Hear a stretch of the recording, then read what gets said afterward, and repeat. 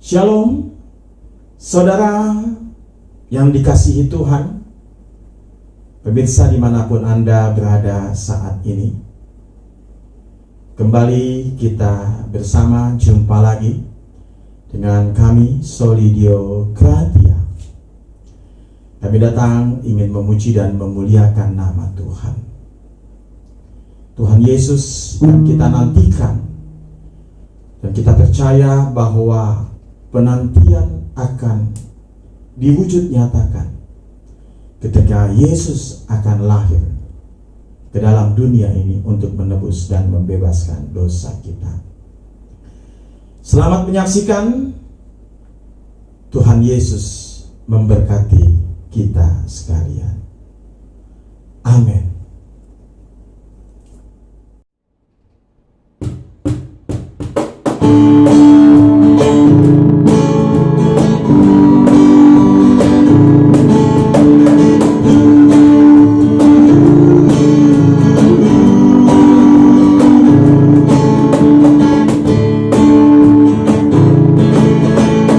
Mari bersuka cita.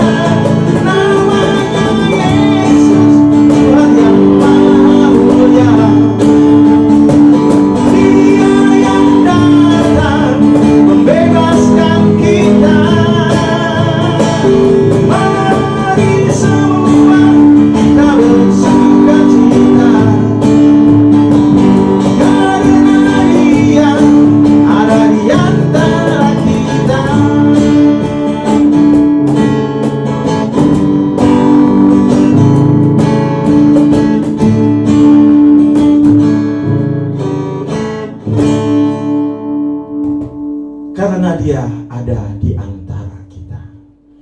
Demikianlah pujian yang sudah kita dengar bersama.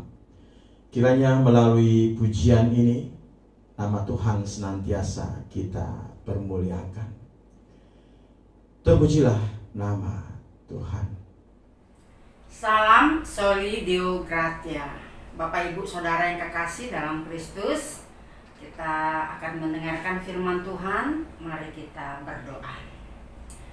Allah Bapa kami di dalam Kristus Tuhan, terima kasih atas berkat-Mu hari ini. Terangilah hati dan pikiran kami melalui Roh-Mu yang kudus, agar kami dapat memahami firman-Mu. Amin. Firman Tuhan bagi kita di Minggu Advent ketiga ini dengan topik bersukacitalah, Tuhan ada di antara kita. Dari kitab Zefanya pasal 3 ayat 14 sampai dengan 20. Demikian firman Tuhan. Bersorak-sorailah hai putri Sion, bertempik soraklah hai Israel. Bersukacitalah dan beria-rialah dengan segenap hati hai putri Yerusalem. Tuhan telah menyingkirkan hukuman yang jatuh atasmu, telah menebas binasa musuhmu. Raja Israel, yakni Tuhan, ada di antaramu. Engkau tidak akan takut kepada malapetaka lagi. Pada hari itu akan dikatakan kepada Yerusalem, janganlah takut, hai Sion. Janganlah tanganmu menjadi lemah lesu. Tuhan Allahmu ada di antaramu sebagai pahlawan yang memberi kemenangan. Ia bergirang karena engkau dengan sukacita. Ia membaharui engkau dalam kasih-Nya. Ia bersorak-sorak karena engkau dengan sorak-sorai, seperti pada hari pertemuan raya. Aku akan mengangkat malapetaka daripadamu, sehingga oleh karenanya engkau tidak lagi menanggung cela. Sesungguhnya pada waktu itu aku akan bertindak terhadap segala penindasmu, tetapi aku akan menyelamatkan yang pincang, mengumpulkan yang terpencar, dan akan membuat mereka yang mendapat malu menjadi kepujian dan kenamaan di seluruh bumi. Pada waktu itu aku akan membawa kamu pulang, yakni pada waktu aku mengumpulkan kamu, sebab aku mau membuat kamu menjadi kenamaan dan kepujian di antara segala bangsa di bumi, dengan memulihkan keadaanmu di depan mata mereka. Firman Tuhan. Demikian pembacaannya. Bapak Ibu Saudara yang kekasih dalam Kristus, dalam kehidupan kita, siapapun pasti selalu berpengharapan agar hidup ini dilalui dengan sukacita, tanpa ada beban, masalah, sakit penyakit, ataupun penderitaan. Tapi siapakah manusia di dunia ini yang tidak pernah mengalami masalah? Persoalannya adalah ketika kita menghadapi tekanan ATM, ancaman, tantangan, dan masalah, ya. Bisakah kita mengalami sukacita? Mungkin kita akan berpikir, sampai kapan ATM kita akan berakhir? Akankah pengharapan kita terwujud sesuai dengan apa yang kita inginkan? Akankah penderitaan akan berlalu? Atau juga kejahatan-kejahatan di dunia ini akan berakhir yang mungkin telah menjahati kita dan membuat kita menderita? Di atas semuanya itu, atau di dalam masalah kita, adakah Tuhan hadir di tengah-tengah kita? Adakah Tuhan ada di antara kita? Akankah Akankah kita menemukan sukacita jika anak-anak kita tak dapat kita bimbing untuk hidup di jalan Tuhan? Mungkin mereka sudah terjun ke dalam perilaku untuk mengkonsumsi narkoba, atau ada juga yang tidak mau bekerja dan lain sebagainya. Akankah suatu hari nanti anak-anak kita akan berubah atau bertobat?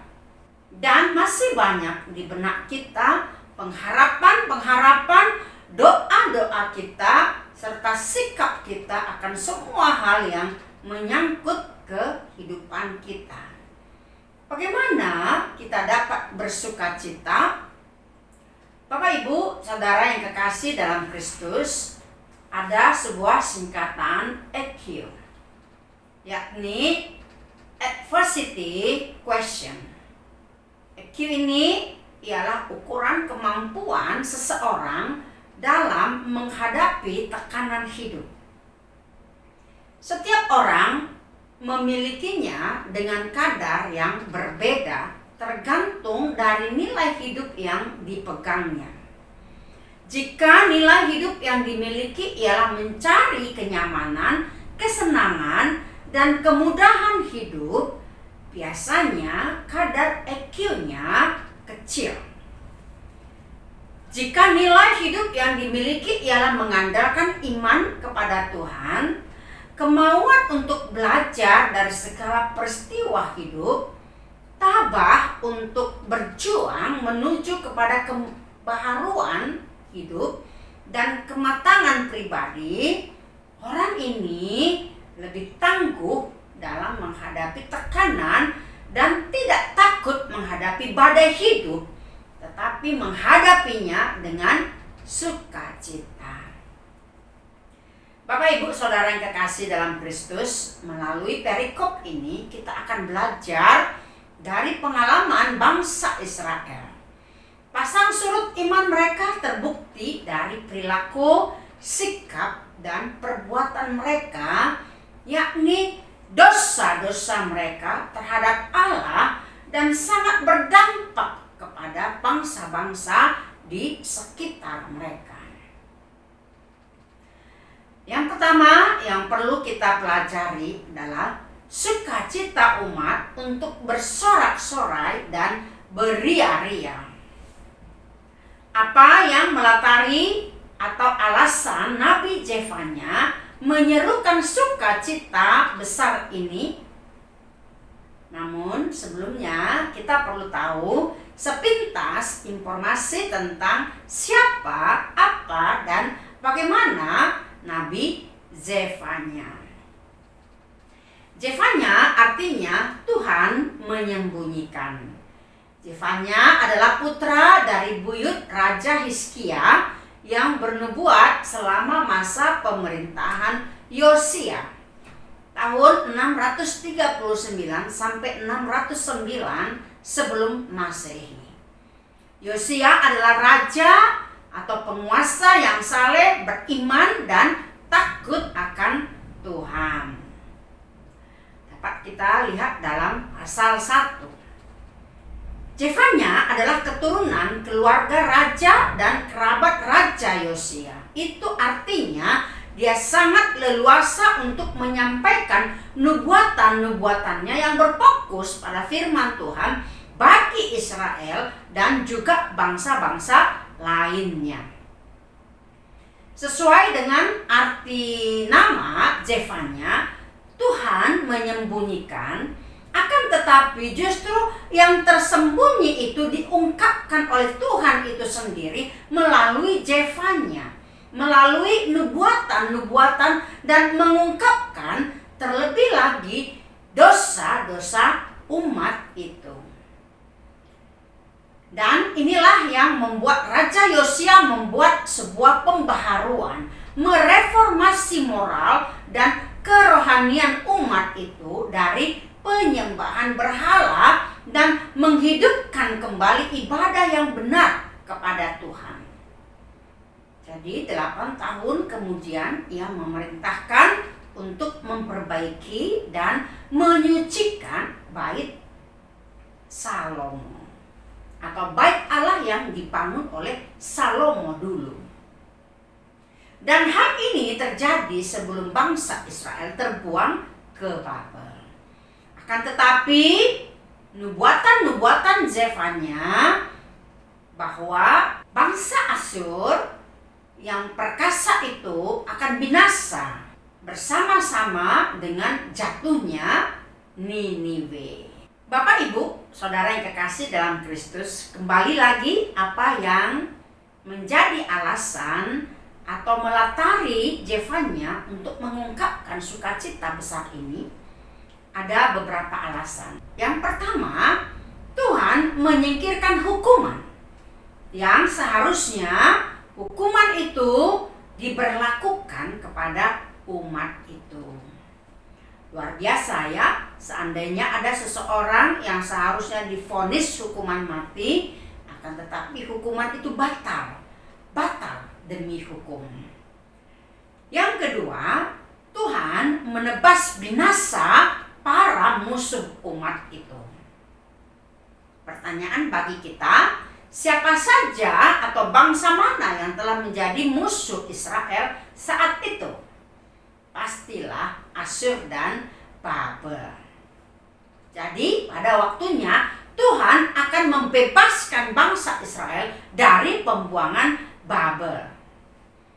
Ketiga, Tuhan menyingkirkan ketakutan karena malapetaka dan tidak lagi menanggung celah yang dapat mengakibatkan mereka menjadi lemah dan lesu.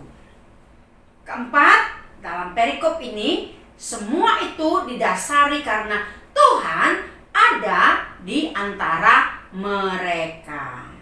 Dalam ayat 15 dan diulangi lagi dalam ayat 17. Tuhan Allahmu ada di antaramu sebagai pahlawan yang memberi kemenangan.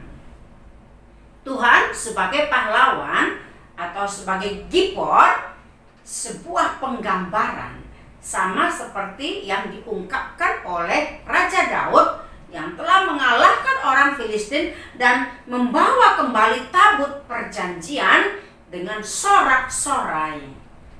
Daud mengungkapkan kemenangan itu adalah Allah yang berperang, Allah sebagai pahlawan perang, dan masih banyak peristiwa-peristiwa lain yang menggambarkan bahwa Allah itu adalah pahlawan perang. Kelima, di situ jugalah Allah bertindak terhadap segala penindasan. Keenam, Allah akan menyelamatkan yang pincang, mengumpulkan yang terpencar, yang tadinya mereka mendapat malu karena penderitaan itu, namun akan menjadi kepujian dan kenamaan di seluruh bumi. Kita dapat mengingat bangsa Israel pada waktu mereka dalam pembuangan, mereka merasa malu, sakit, dan begitu banyak penderitaan yang mereka alami. Ketujuh, dan disitulah Tuhan akan membawa mereka pulang dan memulihkan keadaan mereka di depan mata bangsa-bangsa. Luar biasa, Tuhan ada di antara mereka. Bapak Ibu Saudara yang kekasih dalam Kristus, sukacita inilah yang membuat mereka akan bersorak-sorai karena Allah membaharui mereka dengan kasih-Nya. Di kitab ini sang nabi membawa pesan penuh kuasa tentang kehadiran dan kasih Allah kepada umat-Nya di masa-masa kegelapan. Dikatakan, Tuhan Allahmu ada di antaramu sebagai pahlawan yang memberi kemenangan.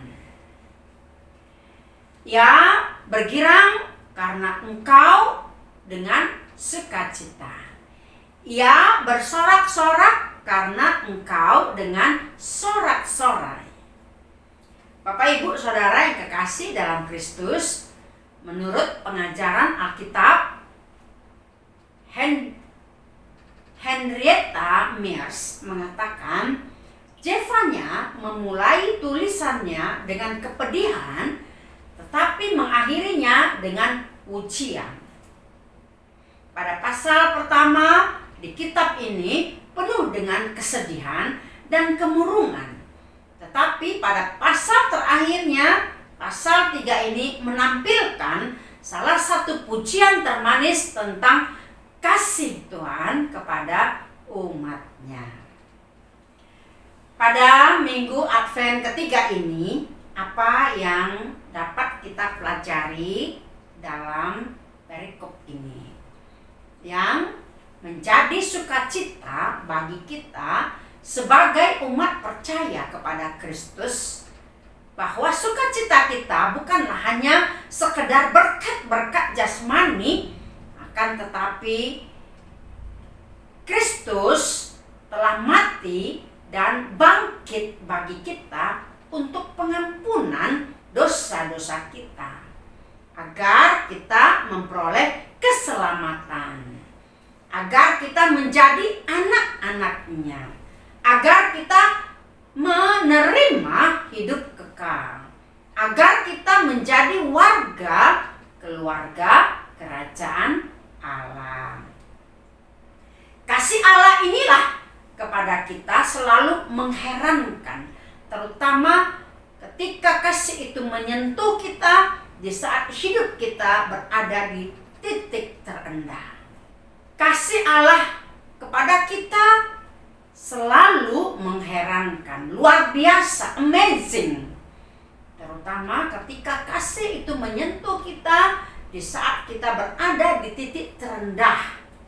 Selama masa-masa kegelapan yang kita alami, Tuhan menghampiri kita dengan sukacitanya, kasihnya, dan pujiannya.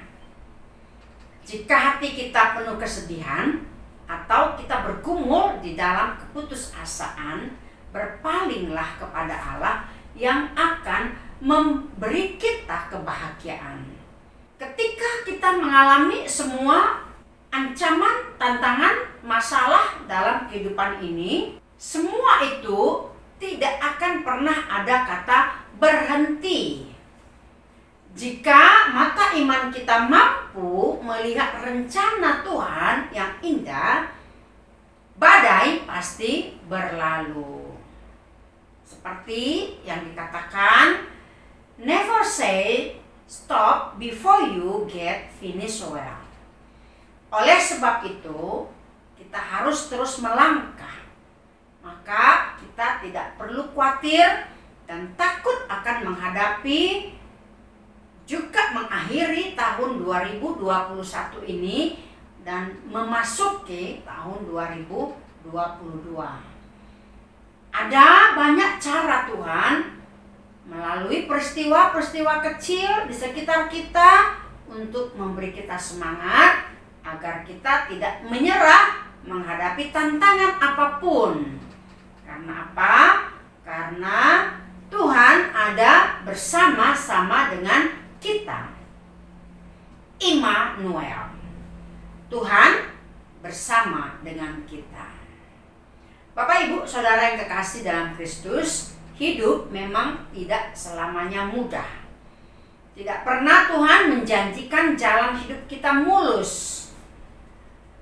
Ada kalanya Tuhan mengizinkan masalah dan tekanan hidup menghimpit kita. Meski demikian, ingatlah bahwa segala macam bentuk ujian kehidupan yang kita terima merupakan suatu proses yang akan menjadikan kita jauh lebih hebat dan berkualitas dari sebelumnya.